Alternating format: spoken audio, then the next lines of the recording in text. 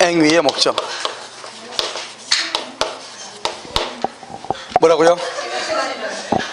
아, 말만 그렇게 하는 거예요. 자요, 법령의 목적 보세요. 자, 목적은 뭐냐면, 여기 법령이죠? 법령에 먼저 뭐가 있냐? 성립 요건이 있죠? 성립 요건이 있고요. 그 다음에 여기 무슨 요건이다? 효력 요건이 있죠. 이런 요건. 이러면 우리는 지금부터 효력 요건만 가지고 지금부터 공부를 해. 그러면 효력 요건은 뭐가 있죠? 일반적 효력 요건이 있고요. 그 다음에 특별 효력 요건이 있죠? 이 일반적 효력 요건과 특별 효력 요건이 민법 총칙의 순서예요. 자, 일반적 효력 요건은 뭐가 있다? 먼저요, 당사자가 있다. 당사자. 그 다음에 여기 뭐가 있어? 목적이 있죠? 그 다음에 의사 표시가 이렇게 있어요. 이렇게요. 지금부터 우리가 뭘 보냐? 목적을 가지고 본다 이 말이죠. 이 목적, 여기서부터 시작해요. 민법 총칙이. 목적은 먼저 확정이 돼야 돼요. 그것을 확정성이라고 그래. 이것은요, 계약 체결 당시까지, 체결 당시의 확정, 그건 아니에요. 언제까지냐? 확정은 이행기까지 확정할 수 있어야 돼. 이행기까지 확정. 체결 당시 아니에요. 이행기. 이런 봐요. 아파트 분양을 봐봐. 이런 아파트를 분양을 받으면 지금 당장 아파트가 있어 없어? 없죠. 목적이 뭐예요? 목적. 여러분 지금 여기 목적이 뭐예요? 대금하고 등기잖아. 등기를 언제 해줘요? 지금 계약할 때 등기해줘? 그건 아니잖아요. 언제 등기해요? 나중에 건물이 다 완공돼야 등기할 거 아니에요. 그러니까 지금 분양받으면 2년 뒤에 등기하는 거 아니에요. 지금 저기 어디 저쪽에 어디 보니까 3000세대 아파트 짓고 있더라고요. 3000세대다가 저기 보면 또 1000세대가 또 하고 있죠. 또 건너편에 또 한 1000세대 또 하고 있죠. 이런 것들이 지금 건물을 지금 짓고 있는 단계죠. 아직 나한테 등기가 됐어 안 됐어? 안 됐죠. 그럼 언제 등기가 되는 거야? 완공돼야죠. 근데 언제 완공되냐? 그 사람들이 DDA를 정해놨죠. 2020년 12월 30일까지다. 그럼 2020년 12월 30일에 건물이 완공돼 있으면 되죠. 그때까지만 등기를 해줄 수 있으면 된다. 이행기까지 이렇게 얘기하는 거예요. 알겠죠? 자, 두 번째는요, 목적의 가능성이에요. 우리가 여러분 가능성이라는 것이 뭐냐? 가능은 사회 통념이요. 사회 통념이란 말은 누구나가 그렇다고 생각하는 것, 이걸 사회 통념이라고 그래. 여러분 우리가 봐, 반지를 가지고 있는데 반지가 한강 물속에 빠졌어. 찾을 수 있다고 해요? 잃어버렸다고 생각을 해요? 잃어버렸다. 누구나 그렇게 얘기하죠? 그걸 사회 통념이라고 얘기하는 거예요. 우리가요, 누군가가요, 둘이 사랑하는데요, 이 사랑하는 연인이 우리는 특이하게 달나라에 가서 결혼하자. 달나라에 가서. 말이 돼야 안 돼요? 안 되죠. 왜요? 현실적으로 불가능하잖아요. 그걸 사회 통념상 불가능하다고 얘기하는 거예요. 아시겠죠? 그러면 여기서 사회 통념상 가능과 불능으로 나누어지고, 이 불능은요, 또 법령이 성립 당시를 기준으로 해서 여기서 뭐냐냐, 원시적 불능하고 여기요 후발적 불능으로 나누어져. 원시적 불능, 후발적 불능, 이렇게 성립 당시를 기준으로 해서. 그래서 여러분 강의 노트 보면 여기 한번 봐봐. 여기 강의 노트 있죠? 여기 보면 맨 위에 보면 약간 만주골판 약간 있어 없어? 만주골판 약간 있죠? 그 만주골판에다가 그림을 조그맣게 한번 그려봐. 뭐라고 그러냐면, 여기서 이렇게 갑이 있고 여기 을이 있죠. 갑하고 하고 2월 1일날 계약을 체결했어. 체결했는데 1월 30날 건물이 멸실되고 없어. 이 1월 30일 뭐라고 하냐? 1월 30일 이미 멸실됐다, 이미 수용이 됐다, 이렇게 얘기해. 그 다음에 여기서 3월 1일날 등기를 해주기로 했어. 3월 1일날. 그런데 2월 20날 건물이 멸실되고 없어. 이렇게 두 가지가 있을 수 있다 이 말이죠. 알겠죠? 그럼 봐봐, 계약을 체결하기 전에 건물이 멸실된 경우가 있고, 계약을 체결하고 난 후에 건물이 멸실된 경우 두 가지가 있죠. 계약을 체결하기 전에 건물이 멸실되면 이것을 뭐라고 한다? 원시적 불능이다, 이렇게 얘기하고, 이것을 뭐라고 한다? 후발적 불능이다, 이렇게 얘기하죠. 그럼 원시적 불능은 무슨 이익을 배상한다? 신뢰 이익을 배상하고요. 후발적 불능은요, 무슨 이익을 배상한다? 이행 이익을 배상하는 거예요. 자, 지금부터 항상 이것은 한 세트니까 암기란 말이죠. 여기서 이행이익이라는 것은 뭐냐? 이행이익은 이것은 전매 차익을 얘기해. 전매 차익이요. 여기 갑이요, 을이요, 갑한테 이 집을 1억 원에 샀어. 그래가지고 병한테 1억 1,000에 팔기로 약속을 했어. 병한테요. 그러면 갑이요, 을한테 3월 1일날 등기를 줘야 을이 다시 병한테 팔아가지고 차익이 얼마죠? 1,000만 원이죠. 1,000만 원의 차익을 얻을 수 있는데, 건물이 멸실돼서 등기는 못 해주죠. 그러니까 갑일한테 이행을 해줬다 한다면 1,000만 원의 수익을 얻을 수 있었는데 건물이 불타서 이행을 못해서 이익을 못 얻었죠. 그러니까 그 1,000만 원을 갑너가 나한테 달라 이 말이죠. 그것을 이행, 이익, 배상이다, 전매, 차익이다 이렇게 얘기해요. 그런데요, 여기 봐봐요. 계약을 체결하기 전에 이미 건물이 멸실됐죠. 이미. 그러면 처음부터 만약에 그러면요, 건물이 없는 걸 알았으면은 계약을 했다 안 했다? 안 했고, 계약을 하면은 중도금과 잔금을 지급하기 위해서 대출을 받았잖아요. 대출 이자가 나갈 이유가 있다 없다? 없잖아요. 근데 여기는 지금 뭐가 나왔죠? 대출 이자가 나갔잖아요. 대출 이자가. 대출 이자가 나갔잖아요. 무슨 말인지 알겠죠?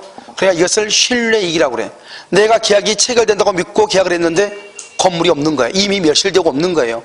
처음부터 이런 줄 알았으면 나는 계약을 하지 않았을 텐데 이 말이죠. 그래서 너가 나한테 그런 사실을 고지하지 않아서 이 사단이 났으니까 그럼 너가 그러면 대출 이자를 대신 갚아라 이렇게. 그것을 신뢰이익배상이다. 다시 우리가 원시적과 후발적은 어떻게 나눈다? 성립 당시를 기준으로 나눈다. 성립하기 전에를 뭐라 한다? 원시적. 성립하고 난 후를 후발적이다. 원시적은 무슨 이익이다? 신뢰이익. 후발적은 무슨 이익? 이행이익이다 이렇게. 그래서 원시적은 어떻게 표현한다? 어떻게? 이미 멸실 이렇게. 이미. 알겠죠? 이걸 이제 아시면 여기 이제 봐. 원시적이고 그 다음에 객관적이요. 객관적이란 말은 3층짜리 건물이 3층만 멸실되면 그것은 일부 멸실이죠. 그런데 그것이 3층짜리가 전부가 다 멸실되면 전부 불능이죠. 그런데 3층이 멸실됐는데 건물 자체가 아예 없잖아요. 그것을 객관적이라고 하고. 봐봐, 우리는 남의 물건을 사고 팔고 할 수 있어요 없어요? 있죠. 남의 물건을 사고 팔고 할 수 있죠. 여기서 중요해. 자, 그럼 봐봐. 갑의 것을 내가요 병한테 팔았단 말이죠. 그러면 갑은 등기를 해줄 수 있어도 나는 등기를 해줄 수 있어 없어? 없죠. 그걸 주관적이라고 그래. 그런데 건물이 아예 멸실되고 없어. 그러면 이 세상 어느 누구도 등기를, 이 건물에 대해서는 건물이 있다가 없어졌는데 이 건물에 대해서는 이 세상 어느 누구도 등기를 해줄 수가 있다 없다? 없다. 그것을 객관적이라고 얘기하는 거예요. 나만 못 해주면 뭐라고 한다? 주관적. 주관적은 건물 자체는 있어 없어? 있어. 그런데 객관적은 건물이 있다 없다? 없다. 알겠죠? 그 다음에 여기요, 전부. 아까 말했죠? 3층짜리 전부가 불능이냐, 그 다음에 일부가 불능이냐 이런 말이죠. 전부가 불능이다? 그럼 이것을 무효라고 그래. 무효. 무효. 그리고 또 535조 계약 체결상의 과실책임 이렇게 얘기해. 자, 봐봐. 원시적이고 객관적이고 전부가 불능이면 무효가 돼. 그 다음에 계약체에서 계약을 체결하는 과정에서 잘못 있는 사람이 책임을 진다. 어떤 책임을 진다? 신뢰이익 책임을 지죠. 왜요? 계약 체결상의 과실 책임은 원시적 불능과 관계가 되니까. 원시적 불능은 무슨 이익 배상한다? 신뢰이익. 후발적 불능은 이행이익 배상이다. 그러면 원시적 불능을 뭐라고 표현한다? 어떻게 표현을 해? 이미 뭐다? 멸실. 이미 뭐라고 한다? 수용. 그래서 이미 멸실, 이미 수용 이렇게 하지. 이것을 원시적이다 이렇게. 원시적, 객관적, 전부가 불능이다. 무효. 원시적, 객관적, 일부가 불능이다. 그럼 어떻게 되냐? 원칙은 무효인데 원칙은 일부 무효는 전부 무효예요. 137조가 적용이 돼서 무효가 되는데 무효인데 수량을 지정한 매매란 말이 나올 거예요. 수량을 지정한 매매. 이 수량을 지정한 매매를 뭐라 한다? 평당 100만 원에 100평이다 이 말이죠. 100평. 이것을 우리는 뭐라 한다? 아파트 분양할 때 이렇게. 아파트. 이것은 뭐냐? 그런데 평수가 부족해요. 그러면 574조 수량 부족에 뭐라 한다? 담보 책임이라고 얘기하죠. 담보 책임이라고 얘기해요. 담보 책임. 이 담보 책임은 뭐가 있다? 대금 감액 청구권이 있고 계약을 해지할 수 있고 손해배상을 청구할 수 있어. 그럼 여기 봐봐요. 우리가 대금 감액을 한다는 말은 계약이 유효일 때 얘기해요? 무효일 때 얘기해요? 그래서 담보 책임은 유효인 것이에요. 무슨 말인지 알겠죠? 담보 책임. 여기는요, 계약체 관할 책임 전부가 불능일 때는 무효잖아요. 그러니까 무효인 것은 원시적이고 객관적이고 전부가 불능일 때만 무효가 되는 것이에요. 이해됐죠? 그래서 여기 봐, 다시. 후발적은요, 후발적은 일단 유효요. 후발적은 무슨 계약 체결 후요. 무슨 계약 체결 후에요. 후발적은 일단 유효요. 그래서 후발적과 원식의 차이는 뭐냐? 유효냐, 무효냐, 이 말이에요. 됐죠? 그런데요, 여기서 채무자, 여기는 채권자, 여기는 쌍방, 채무자의 잘못으로, 채권자의 잘못으로, 쌍방의 잘못 없이, 이 말이죠. 물건이요, 멸실이 되죠. 여기 물건이요, 멸실이 되죠. 여기 물건이요, 멸실이 된다, 이 말이죠. 채무자의 잘못으로 멸실이 되죠. 이것을 뭐라고 한다? 채무 불이행이다, 이렇게. 채무 불이행, 이렇게요. 이 두 가지를 뭐라 한다? 위험 부담이다, 이렇게. 위험 부담, 이렇게. 쌍방이 잘못 없죠? 이것을 뭐라 한다? 대상 청구권이다, 이렇게.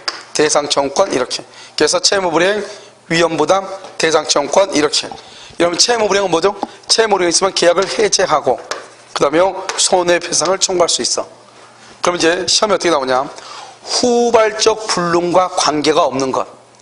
그러면 후발적과 관계가 없다 그러면 뭘 묻는 거예요? 후발적 관계 없다? 원시액을 묻는 거죠. 후발적과 관계 없으면 원시액이죠. 그러면 뭐다? 계약 체결상의 과실 책임을 묻는 거예요. 알겠죠? 그래서 후발적은 1번, 2번, 3번, 4번, 그 다음에 5번 이렇게. 지금 여기 가운데 배워놨죠? 채무자를 매도인이라고 그래요? 매수인이라고 그래요? 채무자를 누굴 얘기해? 항상 우리는 채권자, 채무자는 구별하는 기준은 건물을 기준으로, 건물을 넘겨줄 사람을 채무자, 넘겨받을 사람을 채권자라고 그래요. 여기서 건물을 이전해 줄 사람은 누구다? 매수인이다, 매도인이다. 매도인이죠, 매도인. 그래서 채무자는 매도인을 채무자라고 하고 채권자를 매수인이라고 해요. 매수인, 이렇게. 알겠죠? 그래서 여기서는 매도인, 매수인, 이렇게. 채무자, 채권자는 물건을 기준으로, 이렇게. 객체를 기준으로. 쌍방이 잘못이 없다는 말이 무슨 말이다? 천재지변이다. 또는요, 제3자가 방화를 했다, 이렇게. 그럼 여기서 가장 중요한 게 뭐냐? 채무불이행이란 말이에요. 채무불이행. 그러니까 채무불이행은 반드시 3박자가 맞아야 돼. 자, 봐봐요. 먼저 계약 체결 후. 두 번째요, 채무자가 잘못을 해야 돼요. 그걸 채무불이행이라고 그래요. 채권자가 잘못하면 위험부담이에요. 채무불이행, 무조건 누가 잘못했다고 해서 무조건 채무불이행이 되는 게 아니라고. 채무자, 매도인이 잘못했을 때 채무불이행이라고. 매수인, 채권자가 잘못하면 위험부담의 문제. 이것은 나중에 우리가 채권법에서 배운단 말이죠.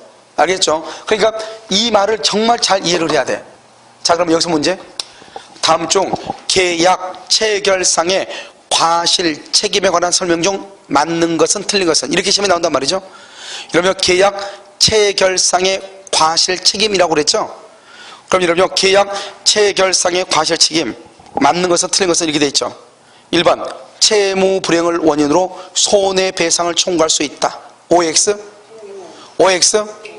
X란 말이죠. 왜? 계약 체결상의 과실 책임은 뭐다?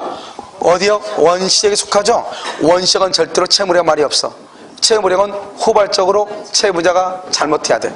무슨 말인지 이해됐나요? 그래서 그렇게 조심해야 돼. 그 다음에요. 이러면 이미 멸실이라고 돼 있지. 이미 멸실. 이미 멸실이란 말이 있으면 세 가지가 중요하다. 이미 멸실은 첫 번째 원시죠. 두 번째 뭐다? 무효. 세 번째 계약 체결상의 과실 책임. 다음 중에서 원시적 불능을 찾으시오. 이미 멸실. 다음 중에서 무효인 것을 찾으시오. 이미 멸실. 다음 중에서 계약 체결상의 과실 책임을 찾으시오. 이미 멸실 또는 이미 수용, 이렇게. 이해됐나요? 무슨 말인지 이해됐어요? 여러분요, 몇 번 얘기해. 그림을 보라고. 그림을 보면 금방 무슨 말인지 알 수 있어. 알겠죠? 그래서 원시적 불능과 관계 있는 것 세 가지. 아니야, 이미 멸실과 관계 있는 것 세 가지. 원시적 불능, 그 다음에 무효, 계약 체결상의 과실 책임.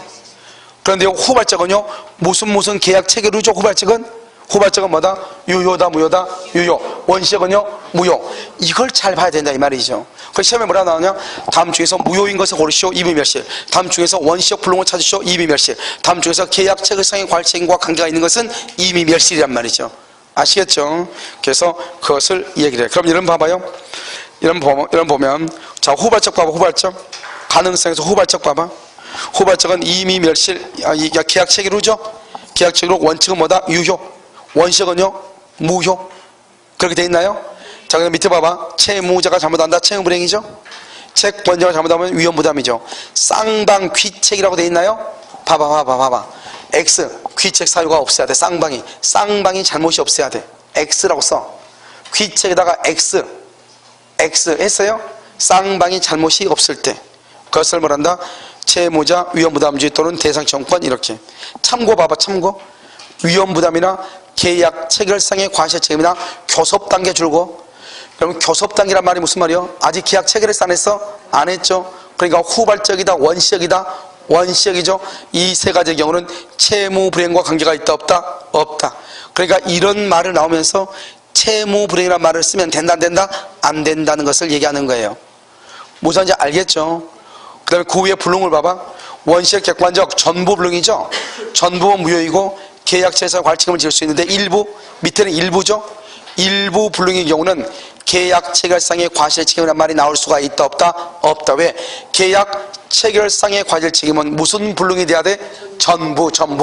수량을 지정한 매매에서 일부 그것은 담보 책임. 박스에 봐. 담보 책임. 수량 부족하고 말고 담보 책임으로 가는 것이지 계약 체결상의 과실책임으로 가는 것이 아니다. X라고 돼 있죠? 아니다. 이렇게 됐죠? 자, 그 다음에 여러분요 3번 봐봐. 밑에 15페이지에 3번. 이런 15페이지 3번 보면 목적의 가능성이라고 나와 있나요? 가능성 1번은 뭐라고 나왔죠? 사회통념상. 2번은요 불능은 확정적이고 객관적 불능이어야 된다. 4번 원시적 불능이라 나왔죠? 나왔어요? 그 원시적 불능보다 이미 멸실 이미 숭이란 말이 있으면 기억 봐봐요. 기억. 토지에 대한 매매계약 체결 전에 이미 동그라미 이미 그 토지 전부가 수용 동그라미 수용. 그러면 유효다 무효다? 무효. 앞에가 뭐라 나왔죠? 원시적 불능에 따라서 무효다. 이렇게 돼 있죠? 그러니까 이미 수용이란 말은 원시적 불능이고 무효다 이 말이죠. 이미 동그라미 니은에 이미 화재로 멸실 이미 멸실. 이것을 뭐라 한다? 원시적 불능으로서 유효 무효 맨 끝에 무효. 디귿 중요하죠? 디귿에 별 하나 하고 수량을 지정한 매매에서 부족하다. 수량을 지정한 매매에서 부족하다. 그럼 이걸 뭐란다? 담보 책임이지. 담보 책임. 계약 체결상의 과실 책임이다 아니다? 아니다. 계약 체결상의 과실 책임은 무슨 불능일 때? 전부가 불능일 때. 그래서 계약 체결상의 과실 책임이 인정될 수는 없다. 알겠죠? 후발적은요 계약 체결 후죠. 계약 체결 후 이렇게 니은 봐봐. 니은 임대차 계약을 줄고 체결한 후 이렇게 체결한 후. 그 다음에 디귿은요 디귿은 매매계약 체결 후 줄고 체결 후. 그 다음에 니을도 매매계약 체결 후. 그러니까 여기서 중요한 것은 체결 후란 말이 중요해. 임대차고 매매고 뭐고 전세고 필요 없어. 체결 후 그럼 뭐다? 후발적은 유효이다 무효이다? 유효다 이 말이죠. 유효. 아시겠죠? 아무것도 아니니까 그것을 잘 봐야 된다 이 말이죠. 됐나요 지금? 오케이. 자, 여기까지를 뭐란다? 목적의 가능성이죠. 자, 그럼 다시 한번 이제. 그러니까 여기 지금 이 구조를 정확하게 알고 있어야 나중에 여러분이 어디 갔어요? 채권법을 가서 공부할 때 계약체에서 관리 책임하고 위험 부담을 공부할 때 또 나와. 이게 또 나와. 그러니까 그때요 무슨 말인지 알 수가 있죠. 됐죠? 자, 이제 목적이 확정하고 가능하고 적법해야 돼. 적법해야 돼요. 이 적법성은 뭐냐? 우리가 법은 강행 규정하고요. 그 다음에 임의 규정으로 나누어져요. 임의 규정 이렇게. 강행 규정은 뭐죠? 강행이란 말이 뭐예요? 강행한단 말은 법 규정하고 다른 합의가 된다 안 된다? 안 된다. 임의 규정은요? 임의 규정은 뭐 할 수 있다? 다른 합의를 할 수가 있다. 강행 규정은 다른 합의를 할 수가 없다. 그러니까 만약에 법조문이 A는 B라고 나왔어. 그러면 무조건 A는 B가 돼야 돼. 무슨 말인지 알겠죠? A는 C가 될 수 있다 없다? 없다. 그것을 강행 규정. 임의 규정은요 A는 B라고 나와 있어도 A는 B가 아니라고 할 수 있고 A는 C라고 할 수 있다 이 말이죠. 다른 합의를 할 수 있는 걸 무슨 규정? 임의 규정. 그래서 강행 규정은 주로 어디에 있다? 물권법에 나와 있고요. 임의 규정은 주로 어디에 나와 있다? 채권법에 주로 나와 있다 이 말이죠. 그 다음에 강행규정은 또 어떻게 되느냐? 강행규정은 효력규정하고요. 그 다음에 단속규정으로 나누어져요. 여러분, 효력규정은 뭐죠? 효력규정은 법을 위반했을 때, 여기도 법을 위반했을 때 이 말이죠. 공법상으로는 어떻게 되고, 사법상으로는 어떻게 되는가 이 말이죠. 공법적으로는 어떻게 되고, 사법적으로는 어떻게 되는가 이 말이죠. 알겠죠? 공법, 사법 이렇게. 자, 그럼 봐. 여러분요, 우리가 이제 공법과 사법으로 나눠지죠. 공법은 뭐고 사법은 뭐예요? 공법은 뭐예요? 여러분 부동산 공법 하잖아요. 공법은 뭐고 사법은 뭐예요? 공법하고 사법인데 공법은 뭐고 사법은 뭐냐고. 공법은 뭐죠? 공법은 국가기관하고 개인 간의 관계를 다루는 거죠. 국가와 개인이요. 사법은 뭐예요? 사법? 개인과 개인 간의 관계를 다루는 거죠. 개인과 개인 간의 관계를 개인과 개인 간의 관계, 평등한 관계를 다루는 걸 사법이라고 그래. 알겠죠? 그래서 여러분요, 부동산 공법 그러면은 국가기관으로 관계되구나. 그래서 여러분 금요일날 배우는 공법은 다 국가기관으로 관계가 되는 거예요. 나는 지금 민법은 사법이에요. 개인과 개인 간의 관계를 다루는 법이에요, 지금요. 알겠죠? 그러니까 이거 보면 법을 위반하죠. 위반하면은 국가기관하고 관계에서는 무조건 처벌을 받아. 형사처벌. 이것도 형사처벌 받죠, 다. 알겠죠? 그런데 사법적으로는요, 사법적으로는 이것은 무효가 돼. 무효. 이거는요, 사법적으로 유효가 돼. 그래서 여러분 봐봐요. 차이는 뭐냐? 효력 규정하고 단속 규정의 차이는 뭐냐? 둘 다 형사처벌을 받으니까 차이가 있어 없어? 없죠? 차이는 사법적으로 법을 위반해도 사법적으로 유효이냐 무효이냐의 차이다.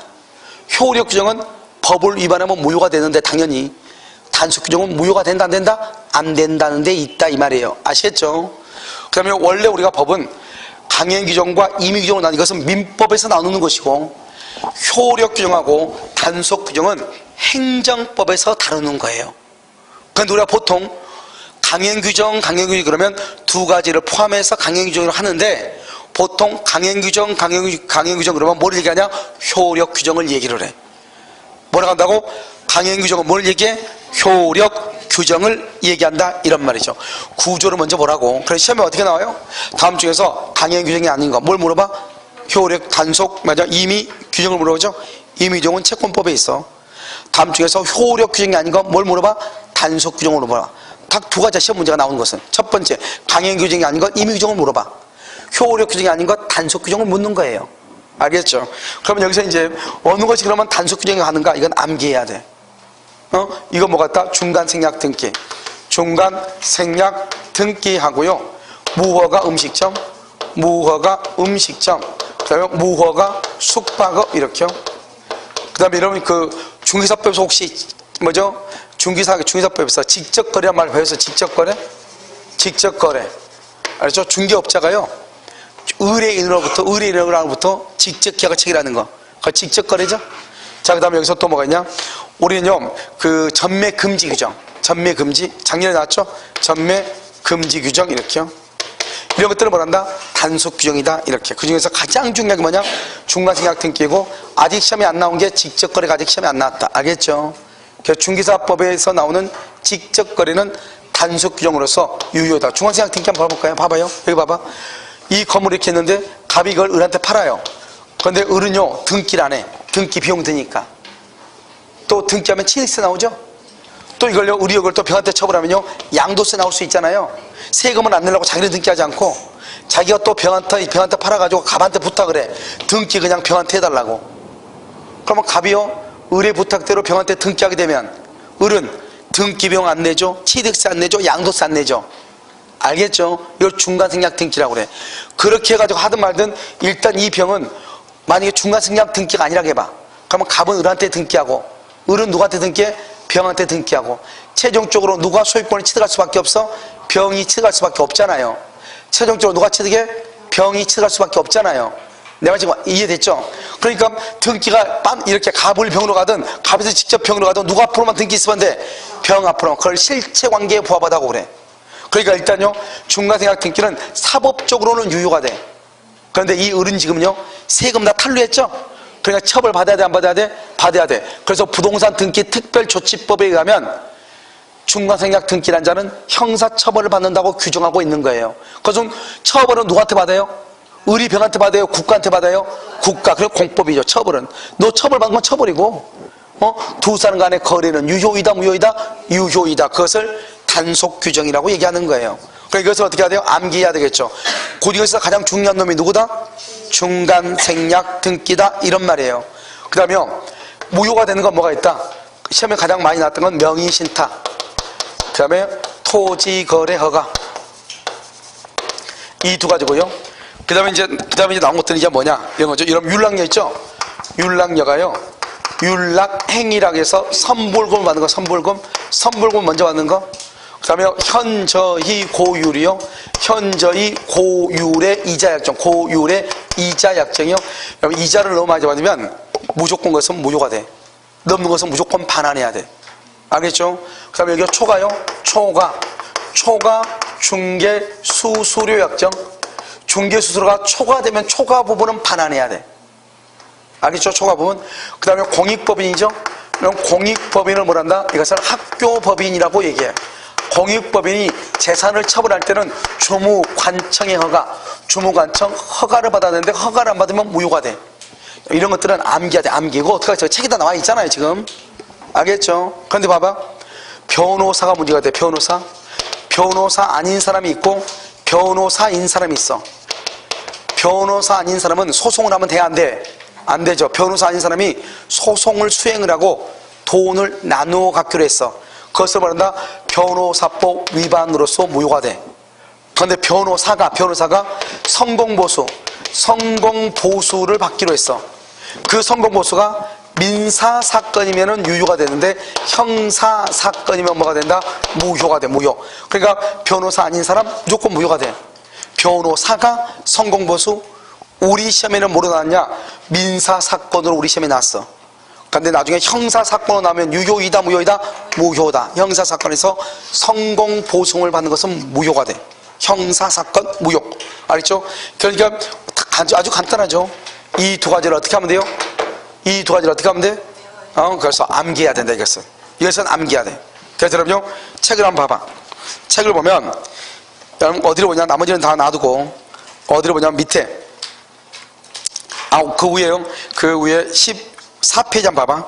그다음에 14페이지 보면, 맨 밑에 박스에 보면 참고라고 되어 있나요? 참고를 해서 변호사 아닌 자가, 변호사법 위반이죠? 변호사가 성공보수입니다. 변호사가 민사사건은 유효, 형사사건은 무효. 맨 밑에 나와 있죠? 그걸 잘 보고. 바로 그 옆에 보면 탈법행위라고 나와 있나요? 자, 봐봐. 탈법이라고 한 게 있습니다. 탈법. 강행법규를, 자, 국유재산 있죠? 국유재산을 관리하는 공무원 있죠? 국유재산을 관리하는 공무원은요, 자기 이름으로 국가재산을 취득을 못해요. 국가재산은 눈먼 재산이잖아요. 자기 이름으로 취득하면 그 사람만 이익 보니까 못하게 되도록 돼 있어. 그런데 이 사람이 자기 이름으로 취득하죠? 그걸 강행법규를 어떻게 했다? 직접적으로 위반했다. 이렇게 직접적으로 위반했다. 이렇게 얘기해. 그런데요, 이 국가재산을 공부하는 공무원이 자기 이름으로 하는 것이 아니고 누구 이름으로? 자기 처 이름으로 산다 이 말이죠. 그러면 직접은 아니죠? 이것을 뭐란다? 간접적으로 위반했다 이 말이죠. 그럼 이건 결국 자기가 산 거나 마찬가지잖아요. 이 간접적으로 위반한 것을 탈법했다, 탈법행위다 이렇게 얘기를 해. 무슨 행위다? 탈법행위다, 탈법. 알겠죠? 강행법규를 어떻게 위반했다? 간접적 이렇게. 자, 그럼 여러분요, 페이지 15페이지 오른쪽에 4번 목적의 적법성 한번 봐봐. 목적의 적법성 봤어요? 봤어? 15페이지 밑에 4번 까맣게 됐죠? 1번 법규 등 강행법규와 임의법규로 나누고, 강행법규는 효력 규정과 단속 규정으로 구분하여 효력 규정을 위반하면 동그라미 무효, 세 번째 줄 무효. 단속 규정을 위반하면 맨 끝에 유효 동그라미 했어요? 효력 규정에는 부동산 중개 수수료 약정 중 줄과 한도액을 줄고, 초과 거기만 줄고, 변호사 아닌 자가 거기만 줄고, 변호사 아닌 자가 이걸 변호사 맨 끝에 변호사법 위반 행위 맨 끝에 두 번째 줄 맨 끝에. 그 다음에 자본시장과 금융투자에 관한 법률상 손실보선약정 금지에 위반되는 주식거래에 관한 그 다음에 줄고 투자수익보장약정 딱 하기만. 그 다음에요, 니을은요, 금전소비대차는 차용증 쓰고 돈 빌리는 거죠. 금전소비대차 계약에서 현저하게 고유린 이자약정, 현저하게 고유린 이자약정 이렇게요. 위반되는 부분 줄고 두 번째 위반되는 부분은 반환을 말할 수 있다, 청구할 수 있어. 미음은요, 미음은 첫 맨 끝에 공익법인, 다른 말로 학교법인이죠. 두 번째 줄이요, 맨 끝에 주무관청의 허가를 받아야 되고 허가를 안 받으면 무효. 미음, 비읍은요, 명의신탁약정, 토지거래 허가, 명의신탁약정, 토지거래 허가 이렇게. 그 다음에 이러면요, 지방자치단체가 자기가 가지고 있는 땅을 팔려면 일정한 절차를 지켜야 돼. 그 절차를 지키는 것이 바로 효력 규정이에요. 자, 3번은요, 단속 규정은요, 첫 번째 줄거 중간생략 등기, 너무너무 중요해. 별 하나에, 알죠? 중간생략 등기 별. 바로 옆에다가 무허가 음식점 숙박업, 무허가 음식점, 무허가 숙박업. 니은이요, 맨 끝에 국민주택 전매행위. 디귿의 맨 끝에요, 직접거래, 직접거래 이렇게. 아직 시험에 안 났어요, 직접거래. 그 다음에요, 4번은요, 탈법행위라고 되어 있나요? 그러면 이 탈법행위라고 하는 것이 뭐예요? 강행법규를 직접 위반했다, 간접적으로 위반했다. 간접적으로 위반, 간접적. 그래서 탈법행위 나서 강행법규를 간접적으로 위반 이 말이죠. 강행법규를 간접적으로 위반한 것이 탈법이다. 자기 이름으로 국가재산을 취득하는 것이 아니고 누구를 통해서 다른 사람을 통해서 사죠. 그걸 탈법이라고 한다. 직접적 위반이다, 간접적 위반이다, 간접적 위반이다 이렇게. 무슨 말인지 아시겠죠? 그래서 그럼요, 잠깐 쉬었다가요 다시 하도록 그렇게 하겠습니다.